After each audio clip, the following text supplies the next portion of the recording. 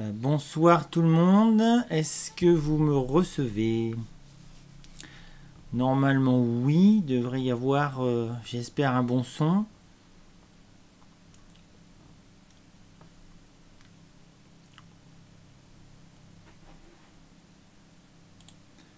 Donc l'idée de ce live, bon, c'est en premier, bonsoir Laurent, j'espère que le courant fonctionne chez toi. Je vais faire un peu... L'idée de ce live, bon, c'est en premier, bonsoir Laurent, j'espère que... Voilà. Voilà. Tac. Voilà, je déplace le chat pour vous voir mieux. Voilà, donc bonsoir Guillaume. Donc bonsoir Laurent. Donc oui, il a du courant, tout va bien. Nagalak. Donc l'idée de ce live, donc, c'est de faire un test avec l'ordinateur. Voilà. Il n'y a pas de souci. Donc faire un test avec l'ordinateur pour pouvoir vous montrer plus de choses. Salut Baptiste. Voilà, donc je vais essayer de regarder, voilà, la chatroom pour moi elle est juste en dessous. Solutions et savoir-faire, bonsoir. Donc premièrement, je voulais vous remercier beaucoup parce que vous vous abonnez et c'est super bien. Bon, je fais les vidéos parce que j'en ai envie, j'ai envie de partager. Mais c'est vrai que d'avoir des gens qui vous font confiance, bah, c'est motivant quoi, pour continuer et puis pour s'améliorer. Donc ça c'est super cool. Donc je me suis quand même fait un petit ordre du jour hein, pour pas trop déraper. Voilà. Donc le test de l'ordinateur, pour vous montrer une des choses que je prévois de pouvoir faire, c'est de pouvoir vous montrer plus de choses en changeant les fenêtres et en vous montrant, enfin on verra tout à l'heure, notamment des plans et des schémas. Voilà, ça permettra, je pense, de partager un petit peu mieux. Voilà, donc dites-moi si vous m'entendez bien, si le son est agréable pour vous, si la lumière, ça passe bien.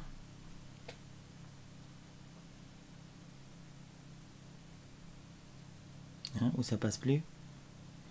Alors techniquement, il y a un décalage qui doit être de 4 à 9 secondes à peu près. Oui, très bien, parfait. Bonjour Baptiste. Donc ok, super, donc voilà, c'est vraiment important qu'il y ait un bon son. Donc j'ai investi pour vous. Bonsoir, son nickel. Combien de temps dure le live? Alors le live il va durer, je sais pas moi, un quart d'heure, une demi-heure, une heure. Voilà, de toute façon on finira avec des questions-réponses. Donc voilà, je passe les choses que j'ai importantes à vous dire. Et puis après on pourra causer des choses qui vous intéressent. Voilà. Donc a priori la version ordinateur fonctionne, donc ça c'est cool. Donc je voulais revenir toutes les 15 secondes. Alors si ça bloque, il faut réduire la qualité. C'est-à-dire tu mets dans ton flux YouTube, tu choisis la qualité, tu descends à un petit peu 720p. Alors je suis en 4G, hein, je précise. Donc éventuellement descendez la qualité à, je sais pas moi, en 450, enfin un truc comme ça. Voilà, tant que voilà, ce qui compte c'est que le son soit bien. Pardon. Voilà, petit ramage et mon plumage. Voilà. Voilà, donc je voulais revenir sur la dernière vidéo que j'ai faite par rapport au photovoltaïque, produire son électricité en photovoltaïque. L'idée de cette vidéo, donc c'était, bon évidemment, d'expliquer les bases de fonctionnement, parce qu'il y a trois... ouais, désolé pour les coupures. J'espère que moi je peux guère faire quelque chose. Je suis en 4G. Salut Stéphane, je t'ai répondu très tardivement, mais je t'ai répondu. Voilà, l'idée de cette vidéo c'est vraiment de... En fait, historiquement, quand il y a eu le photovoltaïque à la revente EDF qui s'est développé de manière exponentielle et énorme, il y a eu beaucoup de gens qui se sont fait avoir. Alors, je pense aussi des installateurs qui ont un peu rêvé, qui se sont dit ouais super c'est facile machin, et en fait c'est pas si facile que ça d'une part. Et puis beaucoup de gens qui rêvaient aussi un petit peu, se dire ah, super je vais me produire du courant, ça va me porter bon, soit un peu d'argent, soit être un peu plus autonome, soit enfin voilà, je sais pas trop, mais voilà. Et l'idée de cette vidéo, donc en premier lieu, c'est vraiment de rétablir des petites vérités sur c'est quoi l'autonomie, c'est quoi revendre à EDF et c'est quoi l'autoconso. Et cette vidéo je l'ai faite maintenant. Enfin, j'avais l'idée avant, hein, mais j'ai pris le temps de la faire là, parce qu'il y a l'autoconsommation qui est en train de se développer. Commercialement, moi en tant que professionnel, je reçois plein de pubs pour vendre des kits. Je reçois aussi des demandes de gens qui veulent faire de la production sans vraiment comprendre exactement à quoi ça correspond. Donc je peux les renvoyer vers la vidéo pour qu'ils comprennent bien sur l'aspect technique. Voilà, donc l'idée c'est, si vous pouvez partager cette vidéo autour de vous, c'est pour, alors je l'espère, c'est peut-être un petit peu ambitieux, mais qu'il y ait moins de personnes qui se fassent escroquer avec l'autoconso, qu'il y en a eu qui se sont fait escroquer avec la revente à EDF. Voilà, parce que c'est l'autoconso, c'est bien, ça apporte des intérêts, mais enfin des intérêts pratiques, hein, éventuellement économiques. D'ailleurs, ça on verra un peu plus tard dans la prochaine vidéo.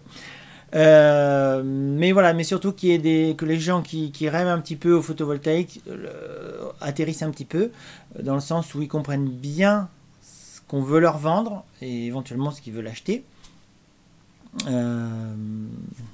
Très bien Philippe.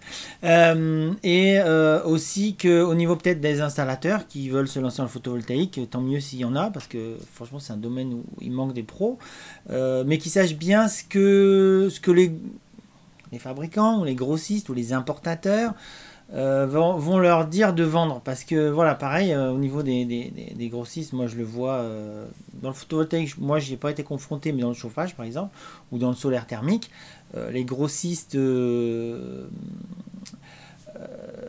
vendent des kits et ils veulent faire croire aux installateurs, aux plombiers, aux chauffagistes, aux électriciens que c'est facile de poser des kits et que ça va correspondre et que ça va être nickel, et puis en fait non. Donc voilà, bon après moi j'ai vraiment l'habitude de faire que du sur-mesure, donc c'est vrai que des kits prêts à poser, je suis un peu réfractaire, mais quand je vois ce que je dois dépanner, réparer, reprendre, voilà, samedi dernier j'étais chez quelqu'un qui s'est fait sa petite installation autonome, d'ailleurs je ferai une petite vidéo avec ça, et voilà, il a acheté du matériel à un vendeur, qui l'a bien conseillé sur le matériel, mais derrière la mise en œuvre, bah, ça ne l'a pas fait, quoi. Donc il a fallu que je reprenne ça. Et j'ai encore des demandes régulièrement pour des reprises d'installation qui ne fonctionnent pas. Et en partie, les gens m'expliquent ce qu'ils voulaient au départ, ce que l'installateur leur a vendu, et ça colle pas. Donc voilà, l'idée de cette vidéo, voilà, si vous pouvez la partager, dans l'idée d'améliorer les choses dans ce milieu professionnel. Voilà, je vous en remercie d'avance. Bon, je lis un petit peu vos messages.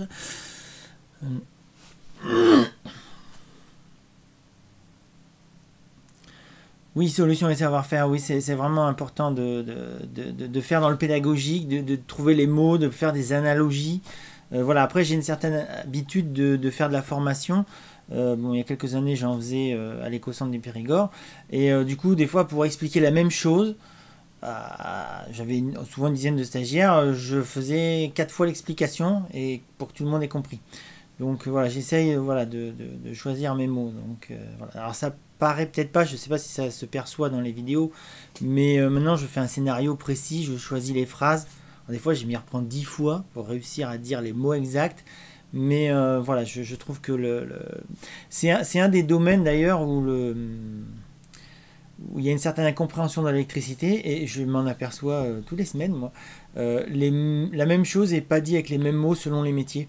Et du coup, bah, si tu n'as pas un peu l'élément de traduction, bah, tu comprends pas tout, tu comprends de travers, quoi.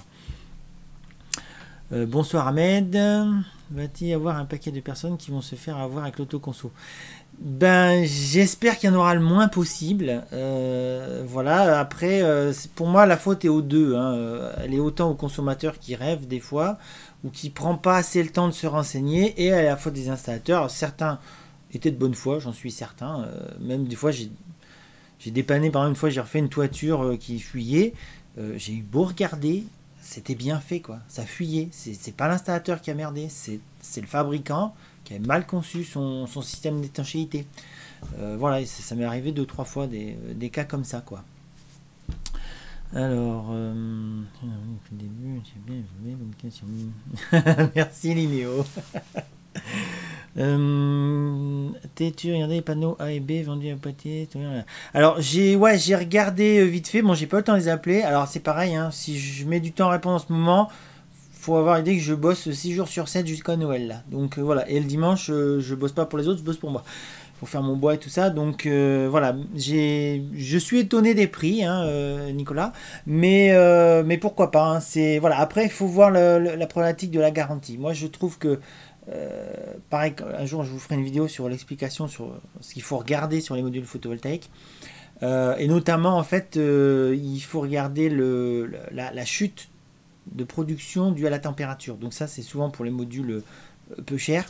En fait, ouais, ils sont pas chers, mais la production réelle, elle est très très vite écroulée dès qu'il chauffe un peu, dès qu'il y a un petit voile machin. Enfin voilà, la qualité des cellules, ça joue aussi. Donc à voir si les modules grade A et B qui sont vendus moins cher sont pas des modules qui au flash sont moins bons que la norme standard. Auquel cas voilà. Après s'ils sont moins chers, enfin faut se dire, enfin pareil, il faudrait faire une vidéo juste pour ça, mais en gros un module mal choisi. Maintenant, tu prends un module pour faire 100 watts. Peut-être qu'en réalité, il va faire que 80. Et tu l'auras payé moins cher. Mais en réalité, tu l'auras payé au même prix, au watt, qui produira réellement. Et donc, au final, oui, en termes de trésorerie, de sortie d'argent, tu as dépensé moins. Mais comme il produit moins, donc, ta production, ton kilowattheure te coûte le même prix. Et par contre, tu n'as pas le service qui va derrière. Quoi. Parce que si tu as dimensionné, tu as besoin de 100 watts, tu n'as pas besoin de 80, tu as besoin de 100. Donc l'appareil doit vraiment produire ce qu'on lui demande. Donc voilà, donc acheter des modules moins chers, mais pas que pour des modules d'ailleurs, hein, pour n'importe quoi, hein, même une chaudière ou ce que tu veux, mais faut vraiment faire le rapport prix-performance. Voilà, toujours faire des comparatifs avec des produits en croix. Voilà, c'est pareil, la qualité du matériel, on le voit en fonction du poids. C'est vraiment... la durée de vie, elle est fonction du poids sur certaines machines. Ils m'ont répondu par email. Alors, suncalc.org, site très intéressant pour une simulation solaire sur Google Maps et orientation des panneaux solaires. Suncalc, ça me dit rien, mais je regarderai. Moi, j'utilise PVGIS. Alors, attends, que je retrouve ma souris. Voilà. Je vais mettre PVGIS solaire. Check. Voilà.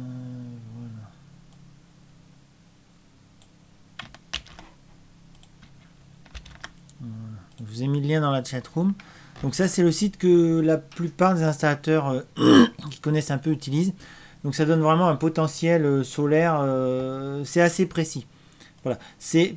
Pour moi, je m'en sers pas vraiment. Enfin, dans le dimensionnement photovoltaïque autonome, c'est un soutien, c'est une confirmation, mais j'ai mon propre tableur de calcul. Voilà, mais on regardera sunlac.org. Ok, super, Lorenzo.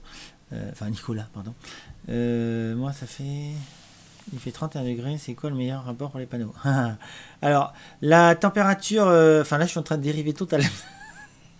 Je réponds à cette question, après je reprends ma liste. La température idéale, en fait, les cellules, la puissance des cellules et des modules est donnée à une température de 20 degrés. Donc un panneau qui est au soleil, il monte vite à 50. Donc s'il n'a pas des super cellules qui sont vraiment faites pour encaisser cette température, la puissance peut vite chuter de 30%. Donc voilà, c'est pour ça que les modules pas chers, en général, tu les payes le même prix que les autres, hein, parce que c'est des cellules qui sont moins bonnes. Et l'idée de refroidir les modules avec de l'eau, c'est pas flagrant en fait. Je pense que, ou alors il faudrait vraiment les maintenir avec de l'eau très froide, mais voilà, c'est pas super efficace. On a fait des tests avec un collègue, mais c'est pas... Je reprends...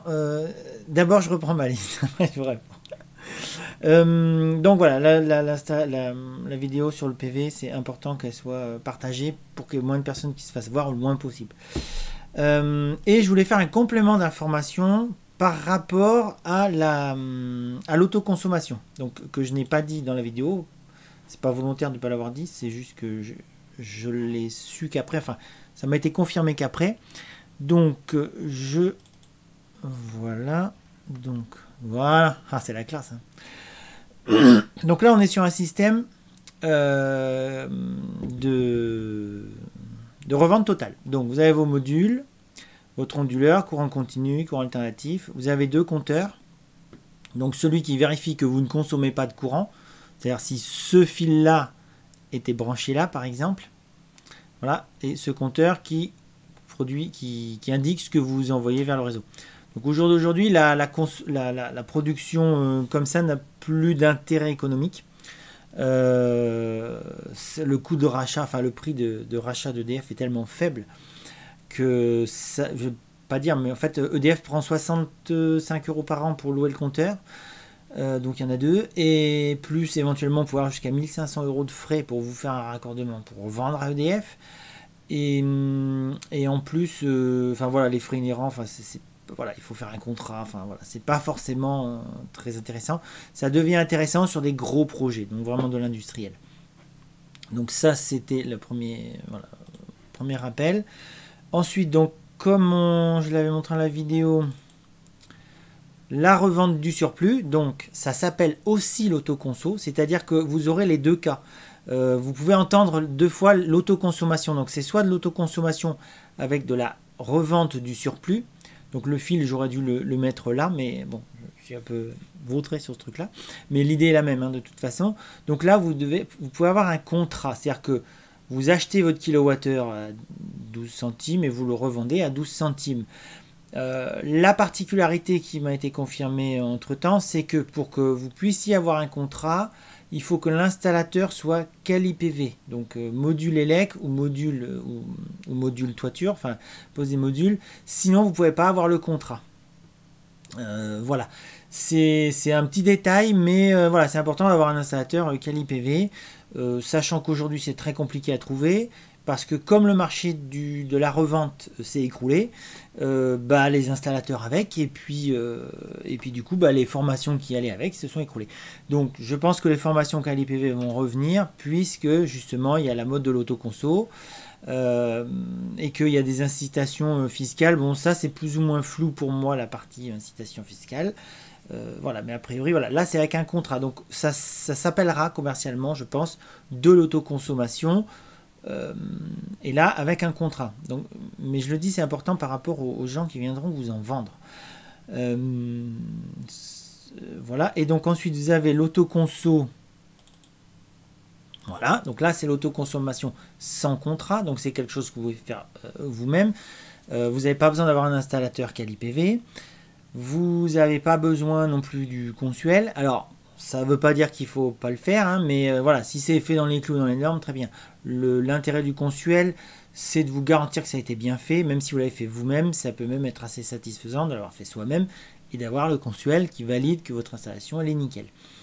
Voilà, donc c'était vraiment la précision que je voulais faire. Autoconso, dans les deux cas, on vous appellera ça de l'autoconso, mais il y en a un où vous revendez EDF, il faut que l'installateur soit quali-PV, et dans l'autre, l'installateur n'est pas forcément quali-PV, où vous le faites vous-même. Et là, voilà, il n'y a pas de souci. Voilà. Et là, j'ai mis un comptage. C'est pas une obligation technique, c'est juste plus sympa de savoir ce qu'on renvoie. Voilà.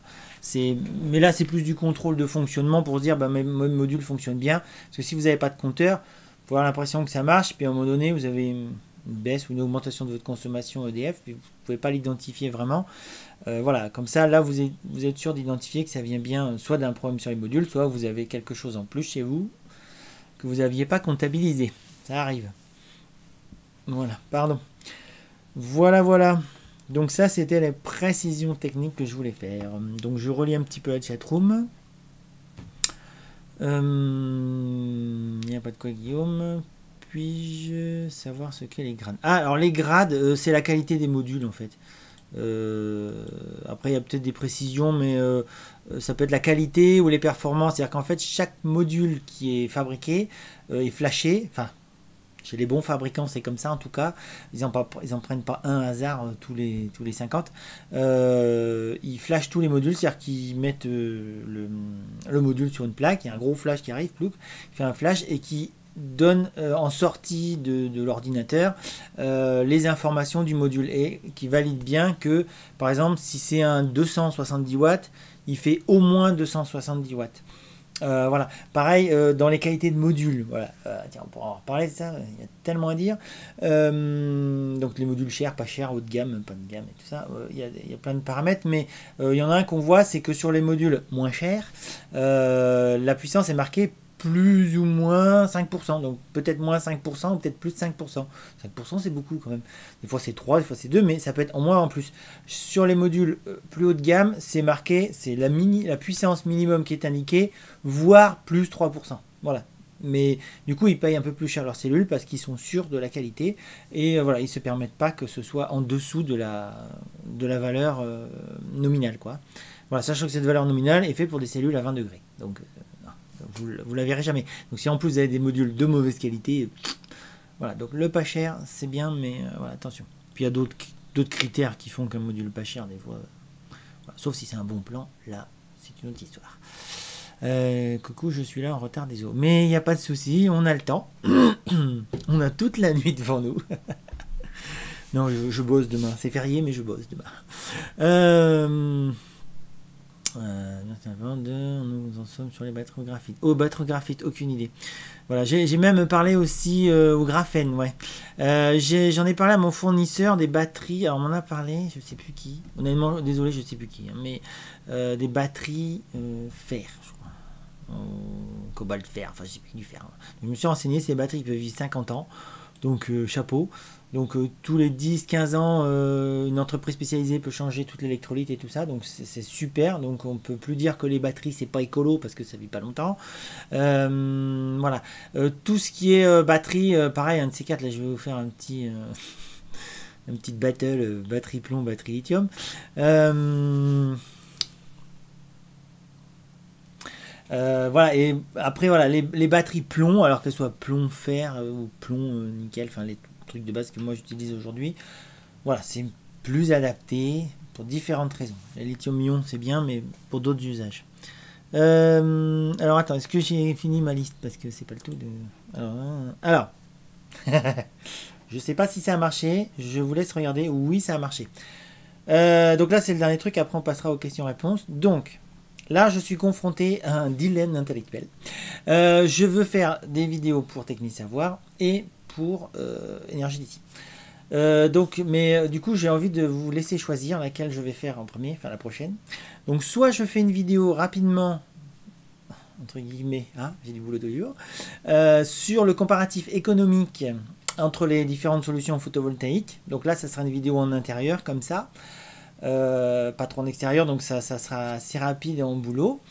Soit je vous fais une vidéo sur Technique Savoir, qui là va me prendre plus de temps, parce que je dois construire quelque chose, je dois construire un outil pédagogique qui parlera de l'électricité notamment, enfin essentiellement de l'électricité, et qui sera très très important pour comprendre plus facilement tout le reste de ce que j'expliquerai sur Énergie d'ici. Donc voilà, donc j'ai mis un petit sondage en fiche, donc normalement vous cliquez sur la fiche en haut à droite. Attends, c'est par là. Et il y a un petit sondage qui vous votez. Alors, soit je fais rapidement, on va dire dans moins d'un mois, la vidéo sur le comparatif économique des solutions photovoltaïques sur Énergie d'ici TV, soit dans plus d'un mois, peut-être à Noël, je sais pas, une vidéo sur Technique Savoir qui sera bien costaud, mais qui permettra de comprendre tout le reste au niveau énergie renouvelable. Voilà, donc c'est vous qui décidez. Donc voilà, vous êtes 24 visionnages en cours, donc vous avez le droit de voter et on verra qui a gagné. Voilà, si c'est Technique Savoir en énergie d'ici. Sachant que voilà, j'ai monté cette solution informatique aussi pour pouvoir vous faire des vidéos un peu plus simples, mais plus souvent. Voilà, parce que les tournages en extérieur, en Dordogne, dans les Hautes-Pyrénées et compagnie, c'est très très bien, c'est très sympa, mais c'est très long à faire. Voilà, donc on verra d'ici la fin du live, peut-être qu'il y aura eu des votes, ou je sais pas. Je sais pas comment ça marche, hein, j'ai juste mis le truc en place. Donc maintenant on va pouvoir passer aux questions-réponses. Ah, et si, dernier point, donc le forum Technique d'ici, je vais vous mettre le lien dans la chat room. Voilà, donc plus on est de fous, plus on rit. Évidemment je le trouve pas. Voilà. Tac. Donc voilà, l'idée c'est de pouvoir échanger voilà, plus facilement, parce que voilà, Les commentaires sous les vidéos, c'est très bien. J'y réponds au fur et à mesure que je peux, par session. Mais c'est vrai que ça ne permet pas d'échanger entre nous, entre vous, entre techniciens, ceux qui ont un savoir particulier dans les domaines. Voilà, donc l'idée du forum à l'ancienne, hein, c'est d'avoir cette solution, personnellement, que je trouve plus sympa. Alors, donc je réponds à vos questions maintenant.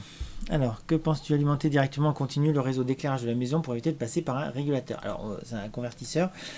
Perso, je bannis les solutions multitension.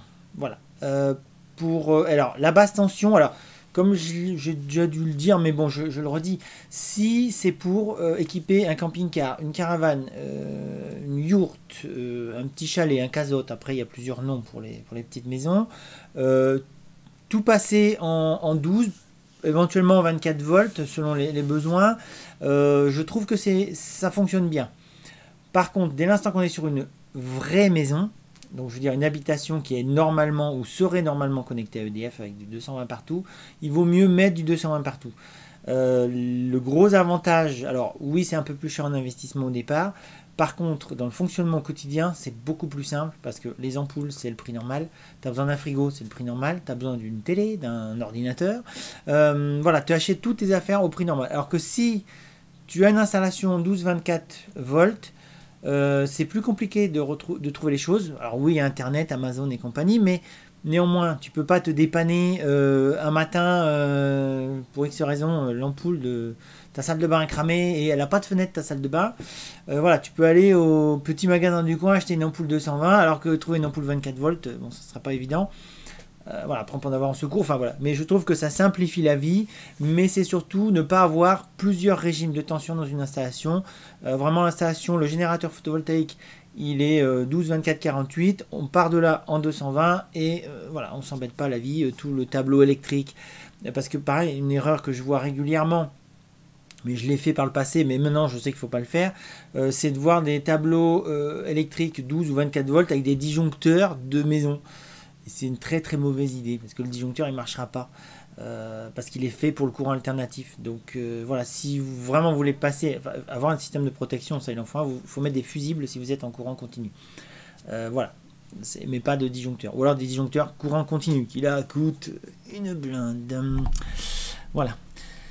Ah oui, fer phosphate, voilà, qui ne prennent quasiment pas feu, n'ont pas de risque, je crois. Ouais, voilà, c'était les fer phosphate que j'avais vu dans les machins, donc j'ai regardé. Et alors j'en ai parlé à mon fournisseur de batterie, enfin entre autres de batterie. Il a évasé la question pour l'instant. Voilà. Mais je creuserai la question et un jour je ferai une vidéo spécifiquement sur les batteries et on verra un peu plus sur ce chose. Mieux que le lithium, pas cher à fabriquer, mais peu sur le marché. Ben voilà, c'est ça. C'est un peu le problème des technologies un peu rustiques. C'est que voilà, s'il n'y a pas de marché, il n'y a pas de fournisseur, donc du coup il n'y a pas de marché. Mais après, si le produit est bon, il se développera. Après voilà, on est aussi de base, l'autonomie pour l'instant c'est un marché de niche. Donc voilà, il n'y a pas beaucoup de demandes. Je veux dire, les installations Enedis autonomes, comme celle que j'ai refaite dans une des vidéos, j'en ai refait 2 ou 3 d'ailleurs, il y en a 800 en France. Donc voilà, sur le nombre de... Voilà. Après, il y en a plein de gens qui ont des petites installations et d'autres que moi j'ai faites. Mais à moi tout seul, j'en ai pas fait 800 quand même. J'en ai fait un certain nombre, mais pas 800. Donc voilà, mais ça va venir, ça va venir.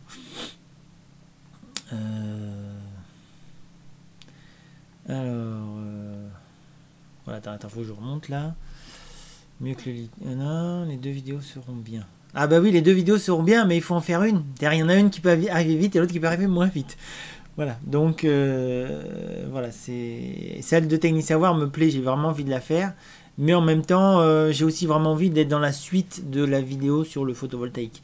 Donc voilà, comme j'arrive pas à me décider, je vous refile la patate chaude. Je dois installer mes panneaux solaires environ 60 mètres du MPPT. Quel diamètre de câble recommandes-tu et y a-t-il des périodes de production? Alors ceux qui ont un smartphone Android, et pour répondre à cette question-là en direct, vous téléchargez donc l'application. Alors je sais pas si je peux vous la montrer à la webcam. Voilà. Donc c'est l'application calcul électrique. C'est un peu flou. Ouais, je sais pas si ça peut faire mes 2 points. Donc c'est une application Android. Alors je crois qu'elle est gratuite. Donc vous allez dans calcul de la section Ah merde, ça met une pub. Voilà. Calcul de la section. Voilà. Donc vous mettez courant continu. Donc vous mettez, alors vu que là tu vas être sur un MPPT, admettons que tu es en 150 volts. Alors la charge, je sais pas combien tu as de panneaux. Mettons 1000 watts pour faire simple. Hein. Longueur 60 mètres. Donc, alors la perte d'origine, eux ils mettent 4%. Moi je mets 2. Ça correspond aux normes EDF. Et je trouve que vaut mieux utiliser les normes des pros.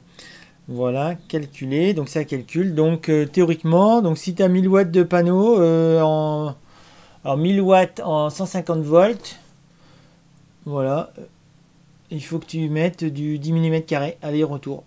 Donc ça pique un peu en prix.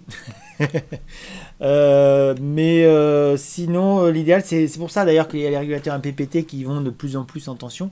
250 volts, ça existe même en 600 volts. Donc l'idée, c'est de ne pas avoir de perte à cause des courants continus. Étant donné que je connais le projet, j'ai envie de savoir pour la prochaine vidéo. Je dois installer je ne vois pas la fiche sondage. Alors, la fiche sondage. Alors, attends, parce que si moi je vais. Alors, normalement, elle apparaît en haut à droite. Check. Donc, je vais sur ma propre vidéo. Voilà, je me vois. Je vérifie en direct. Hein, voilà.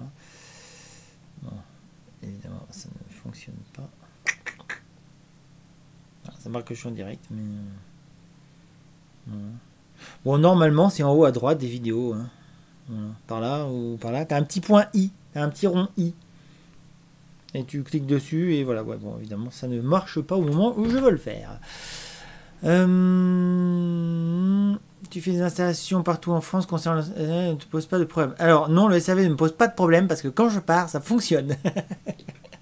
Voilà, la plus loin que j'ai fait, bon, c'est au pôle Nord, bon, ça compte pas. Enfin, au Spitzberg, hein, pas au pôle Nord. La plus loin que j'ai fait d'ici, donc elle est dans le Puy-de-Dôme. J'en ai fait dans la Creuse. Ouais, au plus loin, ça doit être ça. Alors, ça pose pas de problème dans le sens où, ouais, quand je pars, ça fonctionne.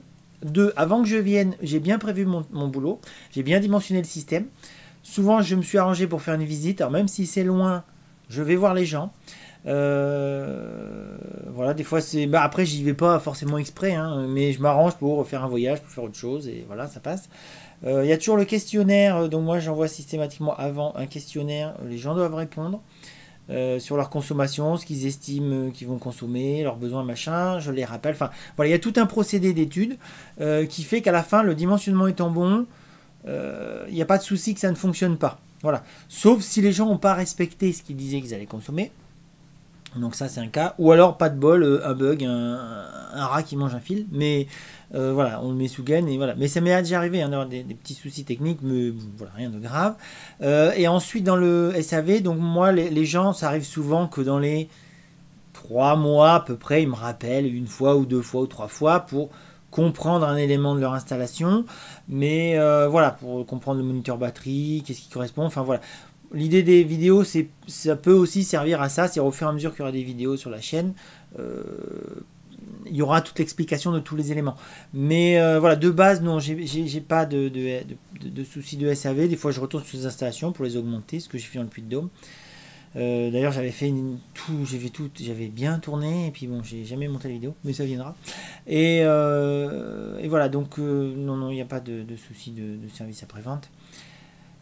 Par contre j'ai du souci à faire le service après-vente des autres.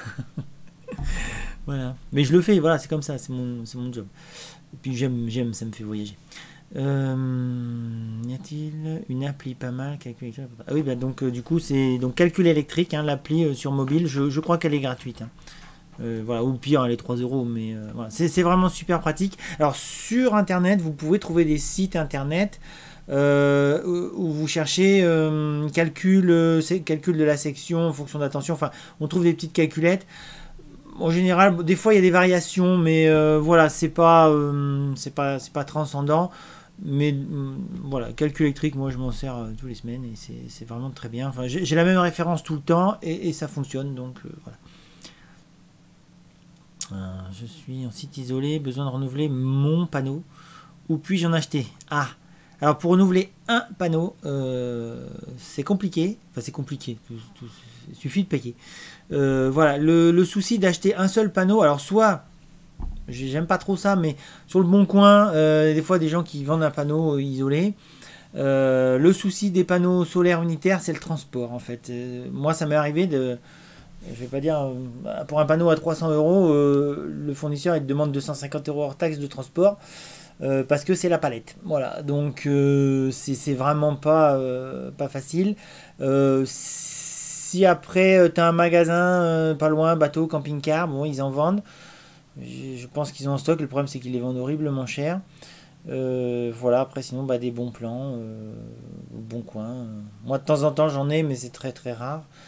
Et de toute façon, je ne l'enverrai pas par la poste. Hein, donc voilà, il faudrait venir le chercher et tout ça. Donc voilà, c'est un petit peu compliqué. Mais ça se trouve. Voilà. Après, voilà, un fournisseur peut t'en vendre un seul. Il faut voir le prix du port, quoi. Ou alors, tu as un fournisseur qui a un stockage qui est pas très loin de chez toi. Et puis de faire le voyage, à la limite, ça te coûtera moins cher. Et en plus, tu auras fait un voyage. Merci pour la réponse. Il n'y a pas de souci. Merci pour ton travail. C'est avec plaisir de partager. Donc pour les batteries nickel fer, elles se vendent toujours. Oui, a priori, moi j'ai trouvé un fabricant. Je sais plus où dans mes recherches, j'ai pas noté, mais je l'ai trouvé. Je sais pas s'ils n'ont pas une chaîne YouTube. En tout cas, et j'ai vu aussi une vidéo sur le fonctionnement. Oui. Il y a des importateurs. Nickel fer dont on avait parlé lors du précédent live. D'accord, nickel fer, voilà, c'est ça. Voilà, je confonds. Mais bon, je les ai pas toutes en mémoire. Alors, est-ce que je peux utiliser la publication de liens dans le chat? Alors, je ne le fais pas, personne ne le fait, parce que des fois ça dérape. Donc voilà, éventuellement, tu peux m'envoyer un message privé. Voilà, mais c'est vrai que de base, on ne le fait pas. Bon, c'est vrai que pour l'instant, j'ai pas 700 000 abonnés. Et le chat est propre, mais voilà, c'est dans les paramètres, mais voilà, le faire en direct, je saurais même pas où retrouver le truc pour l'instant. Mais je sais qu'on peut le changer. Ou alors il faut être modérateur. Il faut avoir une petite clé à molette. Voilà, mais ça viendra avec le temps. Voilà, il y aura aussi des modérateurs un jour. Alors, 10 carrés cuivre ou 16 alu ou pas? Alors, 16 alu, je pense que oui, c'est un bon 16 alu, peut-être même plus.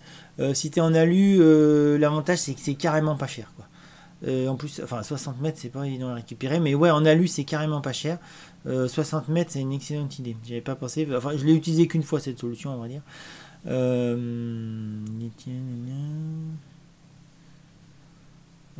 Alors, attends, faut que je remonte. Est-ce que...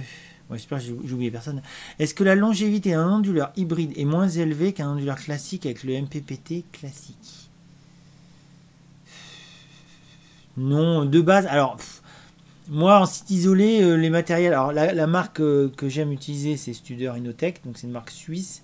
J'utilise Victron et Studer. Hein, mais voilà, Studer, c'est 2 fois plus cher que Victron. Donc, les clients sont moins nombreux. Mais il y a d'autres avantages à payer plus cher pour le coup. Mais Victron, c'est très bien. C'est un peu trop simple, mais bon. Pareil, je ferai une vidéo battle. Studer Victron. De mort. Donc, de base, le bon matériel, c'est fait pour vivre 15 ans en fonctionnement H24.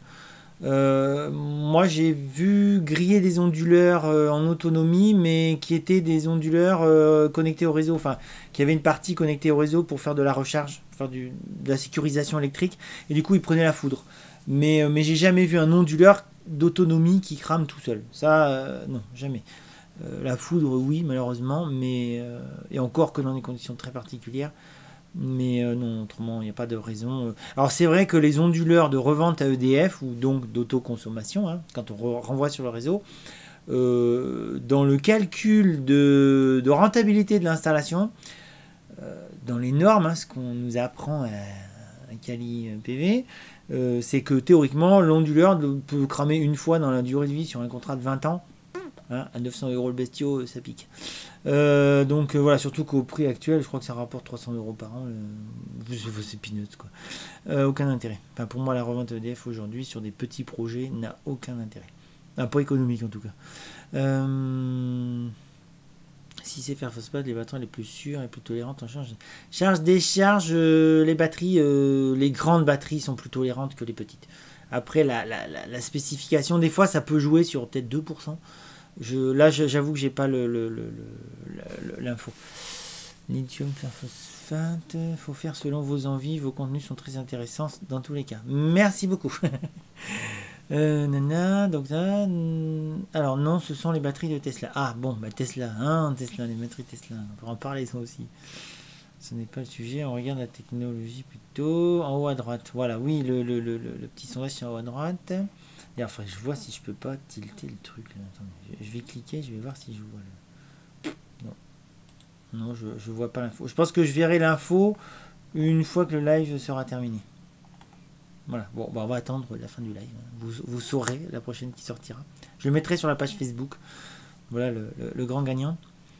Ok sur le point I. Ah ok, c'est bon. Alors, tu peux autoriser l'application? Non. Enfin, pas pour l'instant en tout cas. Putain, je me perds moi là-dedans. Attends, je suis arrivé. Voilà. Peut-être une question stupide. Il n'y a que des questions stupides. Existe-t-il des ondulateurs qui ne consomment pas d'électricité à vide lorsqu'on n'utilise pas l'électricité? Alors oui, quand tu mets un peu plus le prix, l'onduleur se met en veille et en fait, donc chez Studer, on voit un petit flash qui s'allume, une petite LED qui s'allume et c'est très facile à régler. Chez Victron, ça se règle aussi et ça fonctionne, mais pareil que sur les appareils qui sont un peu plus évolués. Voilà, les appareils de base, souvent, ils n'ont pas de système de veille. Mais sinon, ça se met en veille, ça consomme que dalle. Alors, sachant dans une maison standard, a priori, tu as toujours au moins le frigo qui tourne régulièrement. Et si c'est pas le frigo, tu as une ampoule qui tourne ou radio réveil. Enfin, voilà. C'est super bien pour les économies d'énergie. Dans un site isolé où on a peu de batterie, où les conditions sont pas optimum. Par contre, c'est un gros défaut.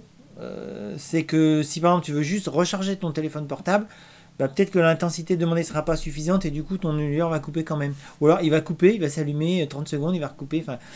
Donc voilà, donc tu es obligé d'allumer une petite ampoule à côté pour pouvoir recharger ton portable. Donc voilà, moi en général les onduleurs ils se mettent pas en veille. Mais après voilà, ça dépend des installations. Sur les premières installations que j'ai faites, c'était petit. Un jour je ferai peut-être je trouverai le temps de faire une petite vidéo explicative de comment j'ai commencé, sur la taille des installations et ce que je fais maintenant. Et voilà, sur les toutes petites installations, oui, la mise en veille est intéressante. Mais sur les grosses, pour les maisons, ça n'a pas d'intérêt. Bon, on perd trop peu par rapport à l'inconfort qu'on peut avoir juste pour brancher un chargeur. Oui, les batteries dissonnent, ouais, voilà, c'est ça, j'avais vu. Non, merci. Effectivement, les frais de port sont chers. Bah oui, voilà. Après, bon, sinon, faut voyager ou faire un achat groupé. C'est pareil. Moi, à une époque, j'ai fait des achats groupés. J'ai démarré le photovoltaïque, à titre personnel, mais finalement, j'en ai fait mon métier. Bon, c'est indirect, mais en fait, j'ai fait un achat groupé de modules photovoltaïques. On était retrouvé une quinzaine ou une trentaine, je sais plus. Et j'ai commencé comme ça, quoi. Et on a eu des bons prix. On a eu des prix pro. Bon, j'étais déjà artisan à l'époque et du coup, même si c'était pas mon métier, j'ai eu des prix artisans que j'ai fait profiter à tout le monde.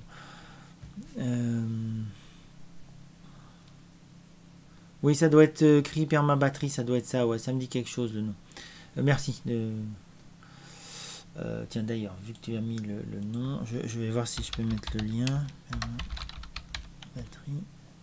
Ouais, c'est allemand. Permabatterie.com. Voilà. Copier. Coller. Voilà. Comme ça, tout le monde a le lien. Ouais, elles sont chères, mais c'est pareil. C'est comme je disais à propos des modules cher pas cher. Là, tu as des batteries, les batteries que j'utilise en standard, qui sont pour tous les sites isolés aujourd'hui, quasiment. Les plombs, les batteries plombs, je sais plus, le plomb essentiellement, au bout de 15-20 ans, bon, certes on peut les recycler, elles repartent dans le circuit, elles sont détruites et refaites. Là, les nickel fer, d'après ce que j'ai compris, tu leur fais un traitement chimique, tu les laves, tu remets de l'électrolyte et c'est reparti pour 10-15 ans. Donc même si tu les as payés, ouais, 30% plus cher, si elles vivent 50 ans, t'as gagné ta journée. Hein. Ou t'as gagné tes décennies même. Magique Mamou, bonjour. Peut-on brancher un régulateur de batterie en plus de l'onduleur? C'est pour brancher une éolienne en plus du soleil. Mon onduleur a qu'une entrée, merci. Alors oui, il n'y a pas de souci. Hein, en fait, alors il faut juste bien le penser. Enfin, ça dépend du type d'éolienne et régulateur, mais de base, tu as ton parc de batterie au centre. Limite je pourrais presque vous faire un dessin, mais bon là non, je suis pas encore équipé. Quand je serai équipé, je vous ferai les dessins en live. Enfin, j'aurais tout prévu. T'as ton parc de batterie au centre, après t'as tes modules photovoltaïques, son régulateur qui vient charger les batteries, et en parallèle tu mets ton éolienne, son régulateur, tu viens charger tes batteries, et à côté t'as ton convertisseur qui va lui retransformer en 240 volts. Et ça fonctionnera nickel. Voilà. Après sur la régulation éolien, faut être prudent. Parce que voilà, il y a différentes méthodes. Je vais pas rentrer dans les détails, mais voilà, il y a la solution de dériver l'énergie. Donc voilà, si tu peux la dériver avant les batteries, c'est mieux, parce que la dériver depuis les batteries, moi, c'est une solution qui me plaît pas trop. Voilà, enfin, l'éolien, c'est vraiment un autre domaine que je maîtrise aussi, mais je parle moins. Voilà, c'est ouais, je pense, ouais. Est-ce qu'un jour tu pourras faire un tuto Victron? Oui, d'ailleurs je vais faire aujourd'hui j'ai aidé donc j'ai pris la main sur son ordinateur à Laurent, qui j'ai vu repasser dans la chatroom, et j'ai paramétré son multiplus, enfin c'est pas multiplus, le nom est pas ça, mais son Victron à distance. Et ouais, je ferai un petit tuto sur les paramétrages, sachant que pour paramétrer le Victron il faut l'ordinateur et un petit cordon et un petit adaptateur. Je sais plus le prix, je crois que ça vaut une centaine d'euros, enfin moi on me l'a offert, donc je suis pas sûr du prix, mais voilà, par contre c'est super intéressant. Et après on peut le paramétrer avec des petits interrupteurs qui sont dans l'onduleur, mais moi je l'ai jamais fait, je trouve que c'est un peu chiant. Puis ça va pas aussi loin dans la programmation, donc oui, je voudrais faire. Voilà, sachant que voilà, dans le meilleur rythme que je pourrais avoir aujourd'hui, je partirai sur une vidéo par mois. Voilà, hein, je n'aurai pas une vidéo par semaine. Voilà, sur le fonctionnement, la programmation des convertisseurs, voilà. Voilà, bon, après, fais-tu la vente et l'installation de chaudières biomasse bois déchiquetées? Si oui, as-tu un catalogue PDF ou un site internet? Est-il possible de voir les produits? Alors, oui, je peux proposer des chaudières à plaquettes, hein, bois déchiqueté. Donc, moi, je travaille avec la marque Argasner. Donc là, par contre, il faut voir, il faut appeler. Alors, selon ta région, tu as plusieurs entreprises Argasner, donc qui sont tous liés ensemble, hein, c'est la même boutique. Donc selon ta région, tu cherches Argasner le plus proche de chez toi et tu les appelles eux et tu leur demandes, ils viendront, ils t'enverront un technicien. Alors c'est les Argasner, je travaille pas que avec Argasner, hein, mais pour les plaquettes, je travaille avec Argasner. Le technicien, c'est un technicien, il fait un travail de commercial parce qu'il fait une visite et il doit aussi vendre ses produits. Mais c'est un technicien, il connaît les bécanes, il les entretient, il les dépanne. Donc voilà, moi je trouve que c'est super rassurant, son garantie 7 ans, hein, je fais la promo pour Argasner, même pas payé. Voilà, c'est vraiment des très bons produits. Il y a d'autres marques qui sont très très bien aussi. Je jette pas la pierre, moi je travaille avec Argasner. L'autre intérêt que je trouve avec Argasner, sur ce point là en tout cas, c'est la livraison, c'est que c'est eux qui la font. En tout cas Argasner à Toulouse, c'est eux avec leurs camions et leurs techniciens, leurs livreurs qui livrent les machines. Donc du coup voilà, c'est pas ça passe pas par la messagerie. Et voilà, ça peut paraître un détail, mais franchement pour moi installateur, c'est vraiment un confort. Et pour les utilisateurs, je trouve que c'est franchement tranquillisant. Voilà. Donc en plus, oui, sur le site internet d'Argasner, tu peux télécharger leur tarif PDF avec tous les modèles et tout ça. Un parc 4 batteries 12 éoliens, à combien peut-on les décharger sans les abîmer? Alors, les batteries 12 volts, alors c'est pour ça aussi qu'en site isolé, on utilise batterie 2 volts. Franchement, les batteries 12 volts gel. Le problème, c'est la tension en fait qui va te gérer ça. Par exemple, l'installation, je vous ai fait les deux lives, où la dame chez qui j'ai refait l'installation, là, donc là, les batteries 12. Donc, on va changer les batteries, hein, parce qu'en fait, c'est les batteries 12 qui étaient faibles, parce qu'elles ont 7 ans déjà, donc ils sont déjà pas mal en bout de vie. Et en fait, il y en a une qui a clenché, voilà, qui était déjà plus faible que les autres, et là, elle est bien descendue. Le souci, c'est le problème, c'est que comme les petites, ce qui est à l'intérieur des batteries, je sais plus le nom, mais enfin bon, ça, les couches de plomb et de nickel et tout ça sont très petites, et ce qui fait que la profondeur des champs, c'est-à-dire le moment où la tension va passer de 12 à 11 va être très rapide, et en fait l'onduleur, pour protéger les batteries à 11 volts, alors des fois plus bas, mais si vous pouvez le régler pas en dessous de 11 volts, ou 10,5, mais bon, déjà 10,5 c'est bas, 11 volts, il va couper. Donc voilà, c'est en termes de pourcentage, je pourrais pas vraiment le dire, mais si ça se trouve, c'est 20%. Et voilà. Après, moins on les décharge, plus elles vivront longtemps, donc il faut bien dimensionner son système. Voilà, moi j'utilise pas de batterie 12 volts, j'ai dû le faire une fois ou deux fois sur des installations vraiment petites, quoi, une yourte, ouais, allez, 3 fois, allez, 2 yourtes.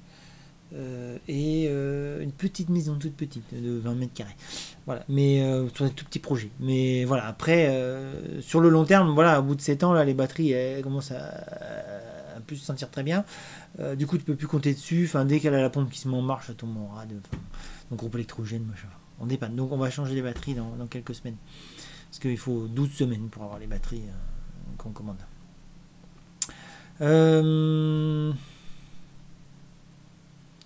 Ah oui, super Laurent. Merci Nénia. As-tu des recommandations pour les fixations au sol des panneaux PV ou une structure dit avec dalle, plot, béton va bien? Alors les structures au sol, tout dépend en fait du sol. Ça paraît con, mais voilà, si tu peux pas creuser, voilà, il vaut mieux mettre du lesté. Après, si t'es la tramontane machin, voilà, il vaut mieux les fixer, quoi. Moi Après, dans les marques connues, je travaille avec Schletter quand j'ai vraiment des cas particuliers, parce qu'ils ont un bureau d'études, enfin c'est vraiment super bien, puis ils sont super pros, c'est allemand, hein, c'est allemand. Des fois c'est un peu lourd pour transmettre les infos, mais Schletter c'est du super matos, vraiment conçu, puis pratique à poser, enfin ça paraît pas, mais putain, ouais, tu payes un chouïa plus cher, mais ça va plus vite à poser, donc voilà. Et après, pour les installations un peu plus simples, où je suis plus tranquille, je travaille avec une marque espagnole qui s'appelle Support. Voilà. Mais voilà, j'ai pas travaillé des masses avec eux non plus, hein, mais j'ai dû faire 2 ou 3 installations avec eux. L'avantage, c'est un peu moins cher, mais c'est plus rapide. Voilà. Pour les installations où j'ai pas de contraintes très très forte, voilà, je prends avec eux. C'est un chouïa moins cher, puis surtout tu leur envoies le plan, 8 jours après tu as le devis. Et 15 jours après tu as la structure. Si tu as l'occasion de faire un CMPV sur ballon d'eau chaude, ce serait intéressant. Alors je le fais pas, après en surplus, mais le souci c'est que voilà, les modules photovoltaïques ils ont un rendement on va dire de 15%, donc pour 1000 watts t'as 150 watts. Attends, oui, 1000 watts solaires, t'as 150 watts.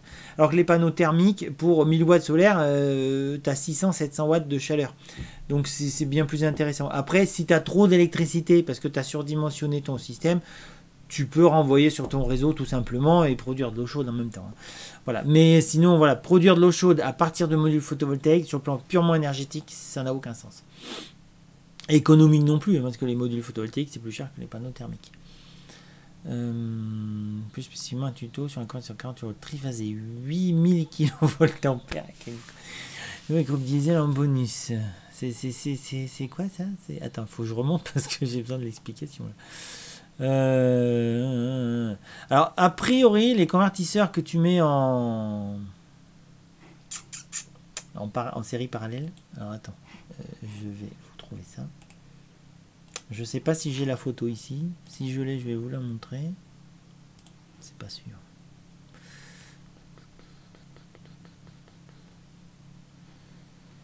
Non, je trouve pas. J'avais pas prévu. Non, ça c'est dans mes. Non, je l'ai pas là. Je l'ai pas là. En fait, une fois j'ai fait une installation. Enfin, j'ai refait une installation qui ne fonctionnait pas d'ailleurs, où il y avait 9 onduleurs. Qu'il a fallu programmer ensemble. Donc en fait on programme un en principal et les autres qui sont exclaves suivent le fonctionnement de l'onduleur principal, enfin de l'onduleur sur lequel on a fait la programmation. Après c'est qu'une question d'échelle, hein. C'est pas t'as pas plus à, enfin tu as plus de sécurité sur une installation aussi grosse, mais tu n'as pas plus de critères. Voilà, tu programmes un onduleur de 1000 watts ou de 10 000, c'est pareil. À part les trucs à côté. Les batteries et parc de 2 volts. Voilà, parc de 2 volts, voilà. Bah oui, non, mais ça c'est... Voilà, on n'a pas le... On met que du batterie 2 volts, hein, de toute façon, sur les grosses installations. Ouais, 30 ans, oui, voilà, ça c'est bien, la durée de vie des batteries, nickel faire, là.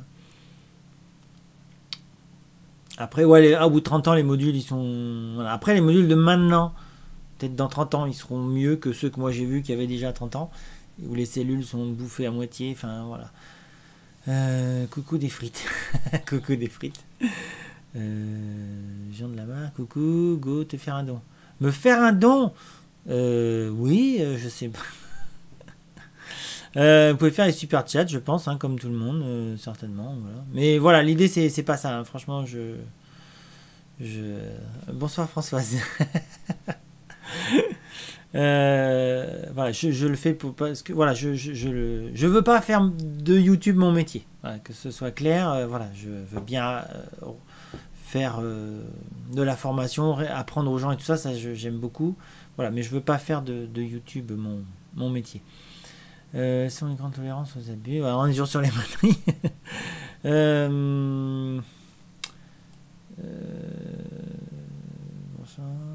Décharge profond jusqu'à quand... Ah, décharge profond. Alors, théoriquement, on peut. Alors, les batteries. Alors, théoriquement, les lithium-ion, ils disent 100%, mais c'est une aberration technique parce que si tu décharges 100%, ça veut dire qu'après, tu n'as plus rien. C'est-à-dire qu'après, tu ne fonctionnes plus. En autonomie, c'est une aberration technique. Ça ne devrait même pas être un argument de vente. Je trouve ça débile. Salutations du Tarn. Ah oui, l'archipel. Mais on a des guests dans la chatroom. Le Tarn, en plus, c'est pas loin. J'étais pas loin. J'ai peut-être un chantier, d'ailleurs, à Gaillac, pour une chaudière. On verra. J'ai fait le devis. Décharge profonde. Donc voilà, de base, alors les batteries plomb de standard, on peut les décharger à 80%, mais je déconseille en fait dans le dimensionnement, on pourra ça fait partie du dimensionnement, il n'y a pas que ça, mais c'est un des éléments, c'est que moi je décharge pas les batteries à plus de 35%. Enfin, mon calcul est fait comme ça, donc ça augmente fortement la taille du parc. Mais c'est un gros avantage, c'est que déjà, comme on sait qu'on peut descendre à 80% au cas où on a une marge de manœuvre, qui est quand même assez intéressante quand on est en site isolé. Éventuellement, tu as une panne de groupe électrogène, ou je sais pas, enfin, tu as un pépin, tu peux encore compter sur tes batteries. L'autre avantage, du coup, on a moins de descente en tension, donc moins de risque que l'onduleur coupe, pour protéger les batteries. Et c'est la durée de vie, c'est-à-dire que la durée de vie des batteries, c'est la profondeur des cycles et leur nombre. C'est-à-dire que si tu fais un cycle de 35% tous les jours, les batteries vont vivre beaucoup plus, enfin nettement plus longtemps, ne soyons pas trop commercial, que si tu les charges tous les jours de 80%. Donc oui, tu vas les charger tous les jours de 80%. Moi, je flipperais de me retrouver sans électricité si j'avais un calcul comme ça. Et en plus, la durée de vie des batteries, c'est voilà quoi. D'ailleurs, si vous regardez bien dans les docks techniques, alors on les a pas facilement les docks techniques sur les batteries lithium-ion, vous regardez le nombre de cycles qu'elles peuvent faire en fonction du taux de décharge, on n'est pas mieux que les batteries plomb. Hein, par contre, on est plus cher. Voilà. Mais bon, les batteries lithium-ion ont leurs avantages qui sont incontestables, mais qui, pas pour une maison. Aucun intérêt. GSE Ground System. GSE, c'est l'archipel. Oui, j'ai vu une de tes vidéos. J'en ai vu plusieurs. Hein. En ce moment, voilà, moi je suis à Donf dans les entretiens de chaudière et de poêle à bois. Donc voilà, j'ai pas trop de temps à consacrer à autre chose. Mais voilà, comme c'est de l'anglais. Ouais. Mais oui, allez voir la chaîne d'archipel. Hein. Très très intéressant. En plus de l'expérimentation en réel. Et ça, c'est super. C'est l'expérience. C'est vraiment la première. L'expérience de terrain, c'est la vraie façon d'apprendre, c'est la vraie façon de maîtriser ce que l'on fait et de pouvoir après le transmettre. Ouais,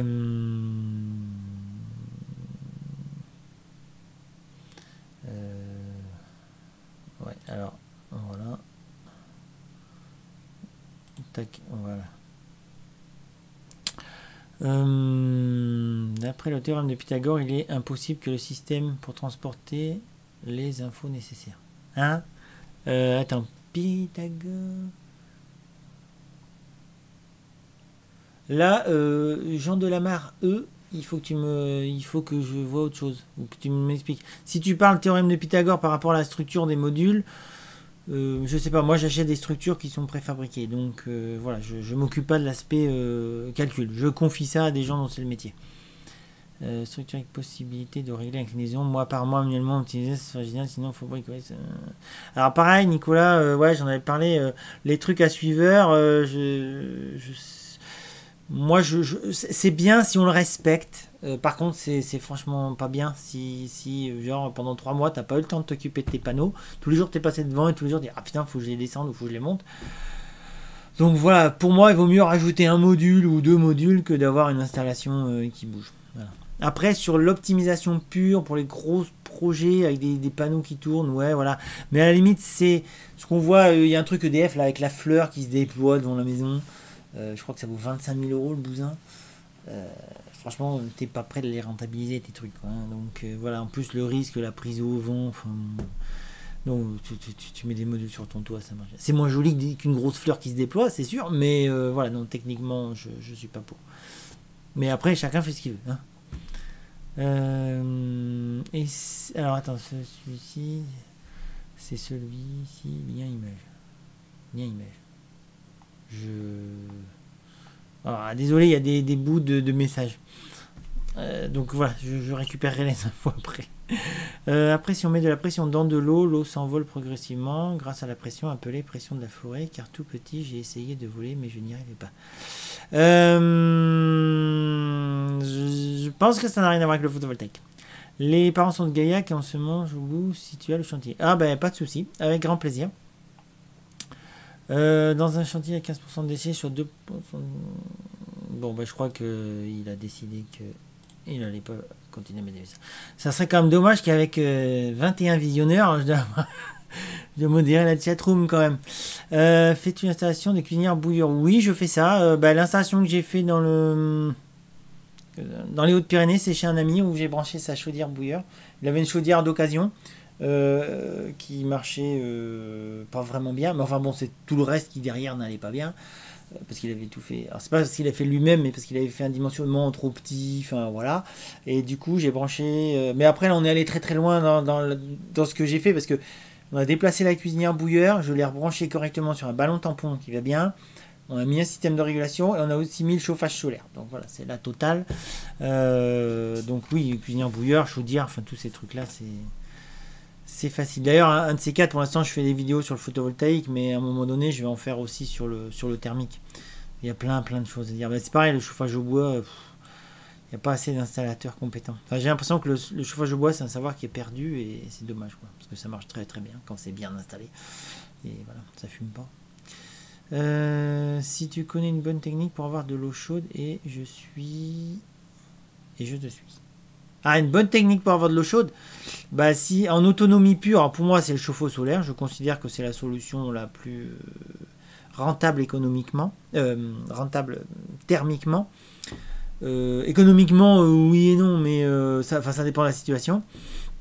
Après, faire de l'eau chaude, alors après il y a une solution, mais ça dépend du contexte. Il y a une des solutions, si on veut rester sur de l'autoconstruction et du bricolage, c'est de récupérer un Styx. Alors Styx, c'est une marque. Je crois que c'est une marque. Mais il n'y a quasiment que Styx qui fait ce produit. C'est un gros ballon d'eau chaude avec le brûleur gaz qui est en dessous et qui passe dans des tuyaux.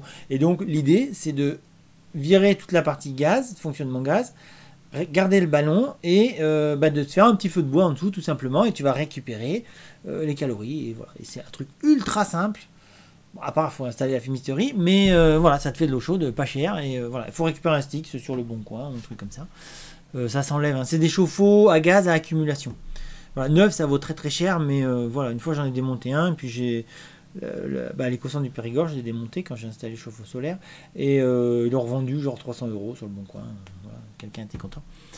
Voilà, le thermique, oui, bah oui, le thermique, c'est super intéressant. C'est 80% de l'énergie d'une maison, c'est le thermique en fait. Hein. L'électricité, c'est pas ridicule, mais c'est pas beaucoup quoi.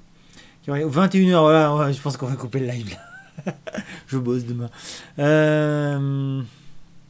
À l'occasion, si tu as un chantier à effectuer où l'on peut participer pour une création d'installation autonome, laisse-nous savoir. Alors, faire venir des gens sur un chantier, c'est pas forcément évident.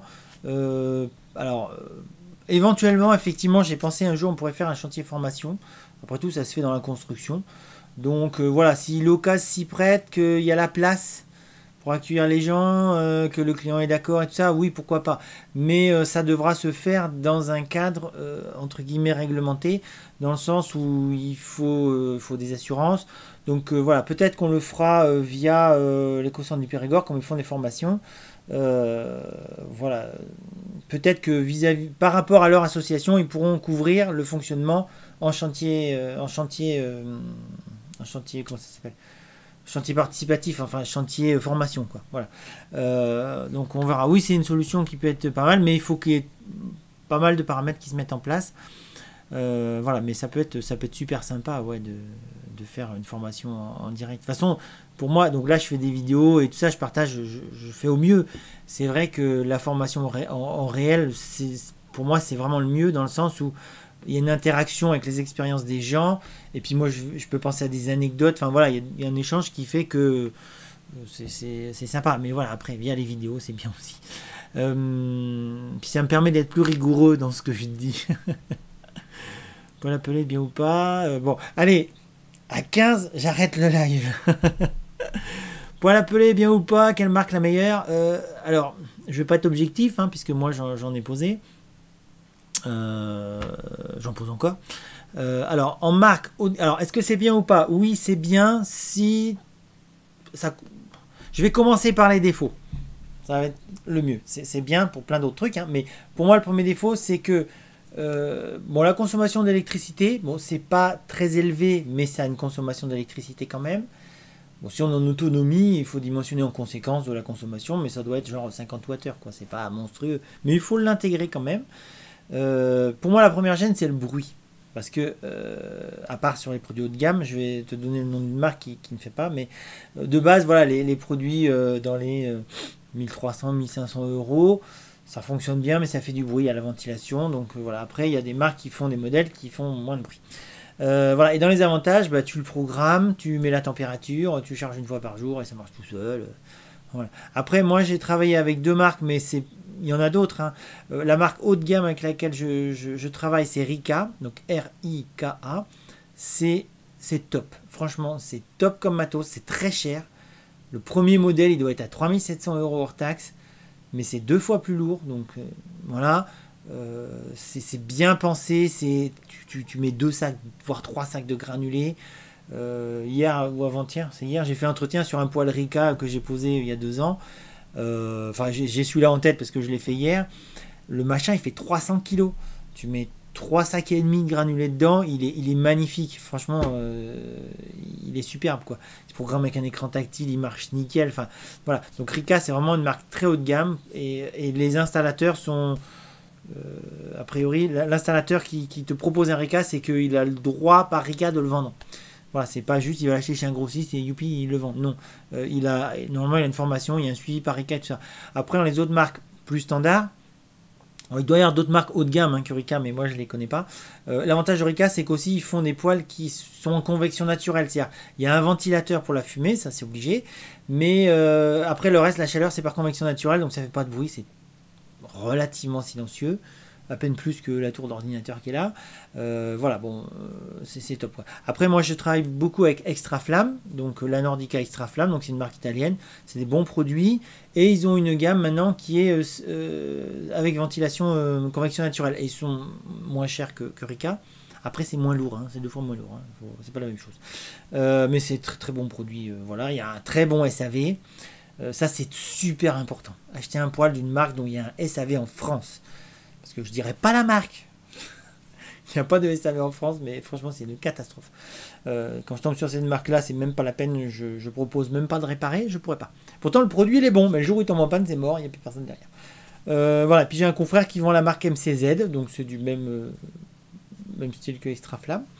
Voilà, puis il doit y avoir d'autres marques, mais voilà, après, voilà, en tout cas, Rika, Extra Flamme et MCZ, c'est du bon matos. Et Rika, c'est très haut de gamme. Très cher, mais superbe. Déjà, l'esthétique, enfin, c'est superbe. Je suis pas objectif, hein, je trouve ce matériel vraiment très très beau. Bon, allez, 5 minutes. Désolé, il y a des questions qui vont passer à la trappe.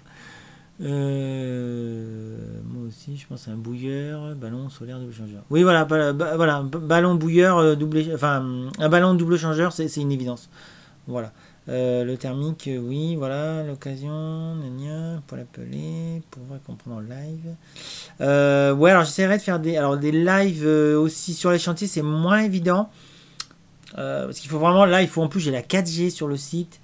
Enfin voilà, c'est moins pratique. Mais je me suis équipé voilà, j'ai acheté des petites choses pour plus avoir les parasites dans le micro aussi. C'est pareil, j'ai compris ce que c'était. C'est que l'émetteur du micro était trop près du téléphone et du coup, ça faisait des parasites. Donc j'ai pris un petit outil pour pouvoir l'éloigner. Merci, c'était super. Voilà, bah oui, on va pas tarder à se quitter. Très bien, tiens au courant, oui, pas de souci. Donc la page Facebook, hein, alors avant que ça coupe, qu'il n'y ait plus personne parce que les gens vont pas jusqu'à la fin de la vidéo. Donc le forum Technique d'ici où je mets les deux chaînes. Et la page Facebook, alors j'abandonne la page Google+, bah, là ce soir j'ai encore fait, mais apparemment Google+, va être arrêté par Google, donc voilà. Et puis en termes de gestion de réseau social, voilà, j'en ai qu'un, c'est Facebook. J'utilise peu à titre personnel, mais voilà, je peux pas m'éparpiller. Il y en a qui voudraient que je sois sur Instagram, WhatsApp et machin, mais bon, j'ai pas le temps. Voilà, donc la page Facebook. Alors pour ceux qui n'ont pas la page Facebook, il y a des choses, quand j'y pense, je mets en copie sur le forum Technique d'ici. Voilà, donc si vous voulez pas avoir Facebook, il n'y a pas de souci, hein, je comprends tout à fait votre démarche. Donc le forum Technique d'ici, lui, il est indépendant. Enfin voilà, c'est pas Facebook, c'est pas Google, c'est pas Apple, c'est pas je sais pas qui. Mais voilà, c'est pas moi, je récolte pas vos données. Pour le poil chercher Polélito sur Google. Merci pour ce live. Il n'y a pas de quoi, c'était un plaisir. Je vais au dodo, bonne soirée. Bonne soirée aussi. Que penses-tu de Victron? Donc, multi pour l'autoconsommation avec associé à un régulateur sur Victron. Là, j'ai pas la maîtrise sur l'autoconsommation dans le sens revente à EDF. Je pourrais pas te dire. L'autoconsommation en utilisation personnelle pour... dans le cadre de l'autonomie, oui, mais sur les systèmes autoconsommation Victron, je connais pas. Donc je préfère pas voilà, j'y viendrai certainement, hein, parce que l'autoconso, j'ai des demandes. Hein. J'en fais peu, mais j'ai des demandes. Contact pour l'installation pour ma future maison. Oui, Baptiste, il n'y a pas de souci. Que penses-tu? Edil Camine. Edil Camine aussi, oui, voilà, c'est ça. C'est le collègue là qui vend M6Z, je crois qu'ils vend Edil Camine aussi. Là, le SAV, des fois, j'ai eu des clients, c'était compliqué d'avoir les pièces, mais on finit par les avoir. Donc voilà, c'est un bon produit, hein. J'ai fait des entretiens, moi j'en vends pas, mais j'ai fait des entretiens sur ces appareils-là, en standard, ça fonctionne correct. Voilà, bonne soirée, bonne soirée. Alors, tac, voilà. Bon, bah, je vous remercie d'avoir été présent pendant ce live. Hein. J'étais pas tout seul, c'était cool. Donc, je ferai sûrement un autre live un jour. Donc, je sais pas quand. Peut-être après une autre vidéo pour faire un débrief ou voilà. Si vous avez des idées de vidéos de sujets, alors moi j'ai déjà plein d'idées, il n'y a pas de souci. Mais s'il y a peut-être des idées qui sont sur des points plus précis que vous souhaitez parler, donc soit dans les je vais y arriver dans les commentaires, s'il y a un sujet précis, on verra si on peut le traiter peut-être dans le cadre d'un petit live par exemple. On fait un live question-réponse par exemple, ou sur le forum Technique d'ici j'ai mis un onglet sur le forum Technique d'ici, il y a une base, vous pouvez mettre vos idées de vidéos. Voilà, moi j'en ai plein, mais sur les choses que je connais déjà. Après peut-être vous avez des idées sur vos problématiques par rapport à votre installation, et voilà, forcément je connais pas tous les projets, donc voilà, moi en plus moi mes vidéos vont se baser, j'espère avoir cette rigueur là sur vraiment tous les points qui sont nécessaires, donc ça voilà, il y aura une méthode pédagogique, disons. Voilà, donc ça, du coup, ça va être un peu plus long pour atteindre la totalité des infos qu'il faut avoir, mais vous aurez au final toute la totalité. Donc si dans l'intervalle des 20 prochaines années, vous avez un projet plus précis, voilà, n'hésitez pas à le mettre dans les commentaires ou dans le forum technique d'ici. Voilà, bon, je vais couper, je vous souhaite une bonne nuit, une bonne soirée, je vous dis à bientôt.